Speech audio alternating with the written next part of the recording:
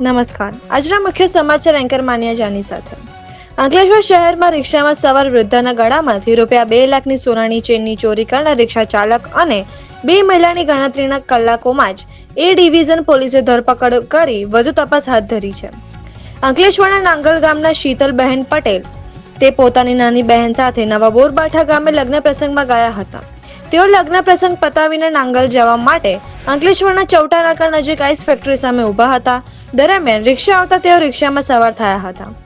રિક્ષામાં સવાર દેવી પૂજક ટોળકીના ચાલક અને 2 મહિલાઓએ વૃદ્ધાની ₹2 લાખ સોનાની ચેન ઝટકા રિક્ષા ચલાવી સેરવી લીધી હતી. જે અંગે એ ડિવિઝન પોલીસ મથકે ગુનો દાખલ કરાયાના ગણતરીના કલાકમાં જ એ ડિવિઝન પોલીસે આ ટોળકીને ઝડપી લીધી છે. મૂળ ભાવનગરી દેવી પૂજક ટોળકીમાં હાલ અંકલેશ્વરની સિદ્ધેશ્વરી સોસાયટીમાં રહેતા અશોક ભગા દેવી પૂજક, શકુબેન અશોક દેવી પૂજક અને રેખાબેન ગોપાલ દેવી પૂજક રિક્ષામાં મુસાફરોને બેસાડીને ચેઇન સ્નેચિંગની અંજામ આપતા હતા. અશોક રિક્ષા ખાડા ટેકરા અને બમ્પ પર જાણી જોઈને ઝડકા ખવડાવીને ચલાવતો હતો. પાછળ મુસાફરના સ્વાંગમાં બેસેલી શકુ અને રેખા આ બંને મહિલાઓની ચેઇન સ્નેચિંગને અંજામ આપતા હતા.